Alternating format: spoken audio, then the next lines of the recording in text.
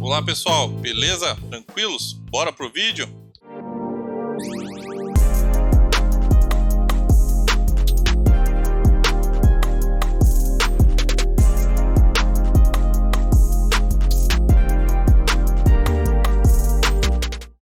Eu tava pensando aqui qual outro tema que a gente poderia basear aqui o canal, né, para passar para vocês. Eu decidi, vou passar de outra ferramenta que eu gosto muito, acho muito super bacana ela, que é o ADVPL. Aí você fala, pô, amigo, o que é isso ADVPL, cara? Como diz, é de comer?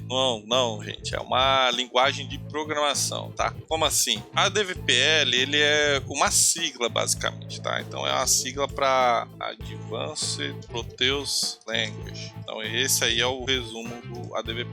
Porque o que acontece? Quando a empresa que mantém o ADVPL é a TOTOS, tá? Então a mantenedora desse carinha aqui é a TOTOS. Para que ela fez isso? Basicamente foi para manter os produtos dela. Então imagina o seguinte, lá não sei dizer quanto tempo atrás, mas faz muito tempo, viu? Depois eu pego as datas certinho e coloco para vocês. É o que? A TOTOS, ela desenvolveu um sistema RP chamado MicroSiga na época, e esse sistema ele era baseado numa linguagem chamada Clipper. Aí eu não sei se vocês sabem e tal, né? Quem é mais novo não vai saber. Inclusive, eu já peguei de uma época depois do Clipper, eu programei no Clipper mesmo só por curiosidade. Peguei, abri uma base de teste, coloquei, você tem que instalar um compilador lá, Xbase, só por curiosidade, falei, vou programar nisso daqui para saber. E assim, ela tinha um RP inteiro ali. Então imagina o seguinte, a TOTOS estava com o produto dela inteiro lá, que é o Proteus. Hoje é o Proteus, tá? Então, hoje ela tem uma gama maior de produtos, mas esse é o principal. Eu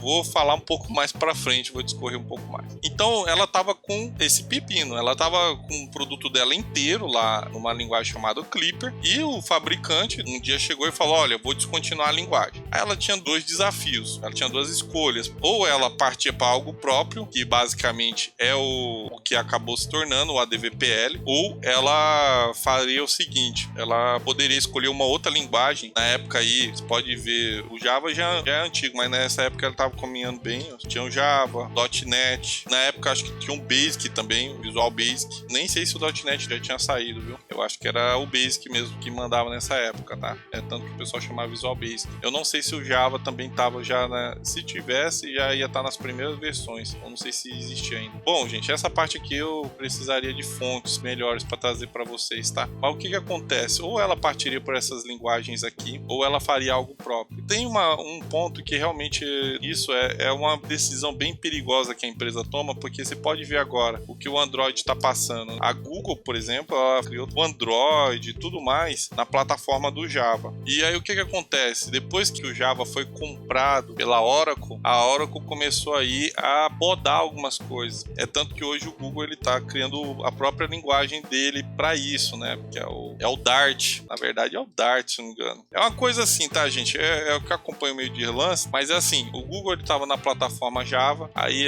o Java, depois que foi comprado pela Oracle, né? A Oracle veio e falou, agora é meu. A Google poderia ter comprado, claro que poderia. Mas aí o que a Oracle fez assim? Já tinha um pouco essa divisão, tá? Não vou lembrar muito bem, mas a Oracle fez o seguinte, tem o Oracle Enterprise e tem o Oracle para comunidade. Mas tem algumas coisas que o Enterprise tem mais do que na comunidade, basicamente assim. E aí isso basicamente algumas coisas começaram a ter processos de licença e tudo mais. E tá essa batalha aí, é tanto que a Google decidiu ir para a linguagem dela. É tanto assim, você pode ver as maiores empresas que você acompanhar, por exemplo, a Oracle. A Oracle tem lá o PLSQL, que é a linguagem de programação do banco de dados dela, né? É o SQL, digamos, especializado para o Oracle. A Microsoft tem o .NET. Você pode ver aí também a Google. A Google tem várias linguagens, tem AppScript, que é a parte de aplicativo, tem o Dart, tem não sei se o Go foi de um dos caras desenvolvedores lá do Google, tá? Mas assim, pode ver que normalmente elas têm uma linguagem própria, tá? Até porque o ramo delas é tecnologia. Então, quando tava nessa época aí, a TOTOS, você pode não conhecer, tá? Mas a TOTOS é a maior empresa brasileira de RP. eu acredito que em torno de 35 a 40% tá na mão dela aqui com o Proteus, tá, gente? Ela tem outras soluções também, tá? Hoje, depois de um tempo, ela comprou o DataSul, ela comprou o Logix, ela ficou enorme, tanto que se você vai ver lá tem o Luig, tem um monte de coisa. E aí o que acontece? Nessa época aqui, esse cara aqui que é o carro-chefe, basicamente, eles falaram, olha, se a gente parte com uma linguagem própria, nós temos que nos virar, porque realmente, ó, por exemplo, da época que tava do Clipper até hoje, já teve mudanças significativas na web, já teve mudanças de segurança, então tudo isso a linguagem tem que acompanhar. Então imagina, você tem que desenvolver a linguagem e basear a linguagem em desenvolver o produto que é o Proteus, que é o carro-chefe dela. Mas não é só a TOTOS que pensa nisso não, tá? Se você for olhar, o SAP tem o ABAP. Eu não sou especialista, não entendo ABAP, tá? Mas eu sei que tem. Então assim, as empresas grandes, elas acabam indo por esse caminho também. Por mais que seja trabalhoso, por mais que seja, demanda muito mais planejamento, porque assim, até um tempo atrás, a DVPL não tinha recursos que outras linguagens mais novas têm. Então tem isso também. A linguagem ela vai ficando defasada comparado com outras. Mas ela não deixa de ser uma excelente linguagem, tanto para aprendizado como para desenvolvimento dentro dos aplicativos dela. Ah, você fala, porra, Mir, então do jeito que você tá falando não tem vantagem nenhuma, né? De aprender a DVPL. Claro que tem, pô. Confia. Brincadeira, tá?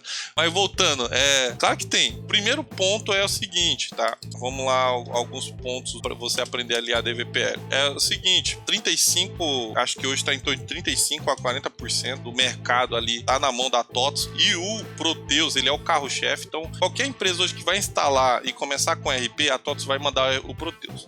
Outro ponto que eu nem tinha colocado aqui no roteiro, que é o seguinte, ela tem vários, mas assim, é muita, milhares de consultorias, tá? É muita consultoria mesmo, que você pode trabalhar prestando serviço, tá? Porque devido a ter muitos clientes, como tem muitos clientes ali na base da TOTOS, então tem muitos clientes ali na base da TOTOS, o que acontece? Várias consultorias, acredito que tá em torno aí, só em São Paulo aqui tem um monte, tá? Campinas aqui, Campinas, São Paulo aqui tem um monte. Então assim, no estado de São Paulo como todo, imagina no Brasil. Então ela é uma empresa de peso aqui no país como um todo. E eu sei que ela tá expandindo, ela tá indo pra América do Sul, Argentina, Peru, Bolívia, ela tá indo também pros Estados Unidos, tá indo pra Rússia, mas assim, o foco dela, o forte dela é no Brasil. Oi pessoal, estão curtindo o vídeo? Espero que sim. Na parte da descrição eu vou estar colocando o link aí do curso do Daniel Atílio. Pensa num rapaz assim, gente boa, e o curso dele tá bem barato, tá coisa de R$29,90, R$29,99, mas o conteúdo dele é monstro, viu? Vocês vão ficar impressionados com tanta coisa que tem lá e ainda tá vindo mais. Então assim, eu sou assinante lá do curso, então eu indico o que eu uso, e você pode também entrar na comunidade que é destinado só para quem tem acesso, eles chamam lá de prêmios. Eu participo também da comunidade, onde a gente resolve dúvidas e tudo mais. Tem aula de banco, tem aula de ADVPL, tem aula de ADVPL orientado a objeto. Então, assim, é um curso que eu indico, eu acho muito bacana. Beleza, então, pessoal, esse foi o recado de hoje. Tchau, tchau. Então assim, o que vale a pena? Olha, só isso aqui já vai te dar uma gama o quê? De serviço, ou seja, você vai ter muita demanda. Segundo, é um mercado restrito, não é todo mundo que é consultor Proteus, que é consultor RP. A maioria das pessoas não saem da faculdade querendo ser um consultor RP ou um programador de RP, até porque tem algumas limitações, que é o quê? O ADVPL, por exemplo, hoje, não é uma linguagem que você vai usar, eu quero trabalhar com um vídeo. O vídeo hoje, inteligência artificial, você trabalha com Python, né? Mas não, quero trabalhar com Big Data. Não, esquece, DVPL não vai para esse lado. Esse lado você vai usar Python, você vai usar Machine Learning, você vai usar R, você vai usar, eu quero trabalhar só com sistema web. Esquece, a DVPL também não vai para esse lado. Você vai ter que usar o JavaScript, PHP, .NET, ferramentas que tem um escopo genérico aberto, sabe? Tem um escopo mais genérico, que ela cobre várias áreas. O ADVPL não vai para esse lado. Outro ponto que você tem que pensar, eu quero internacionalizar minha carreira. Saiba que o foco do ADVPL, do Proteus, é o mercado brasileiro. Então, para você eu quero prestar serviço para tal país.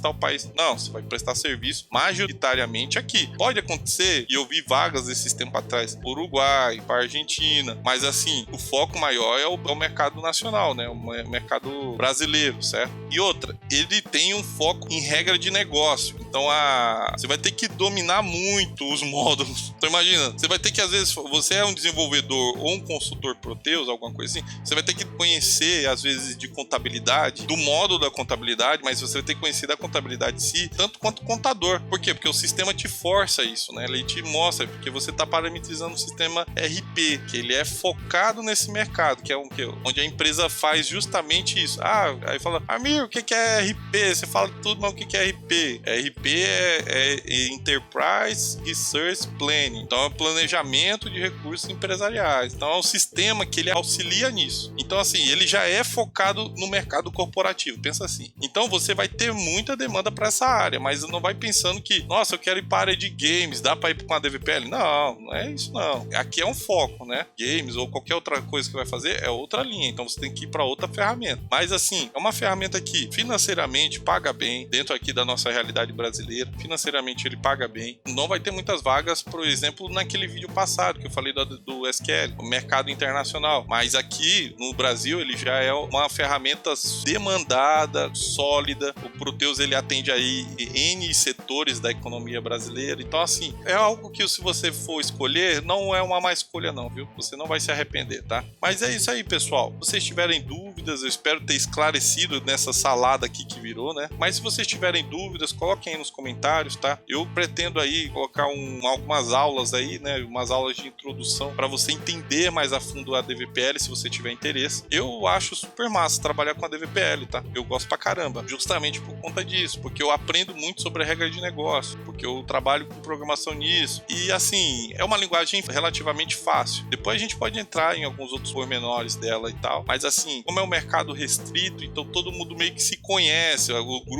a comunidade do Proteus é muito unida, isso que eu acho legal. O pessoal se reúne em grupos, ajudam, é interessante, depois que você entra na área, você realmente acaba gostando, tá? É bem isso, eu demorei muito para também aceitar essa parte também, porque eu ficava só pensando em outras linguagens, sendo que o que pagava o meu pão ali, o meu dia a dia, era o ADVPL. Depois disso, então, foi só, né? Quando você aceita e fala, nossa, é isso que eu quero, é só alegria, tá? Beleza? Então, pessoal, espero que tenham gostado do vídeo. Nos vemos aí no próximo. Falou, tchau, tchau!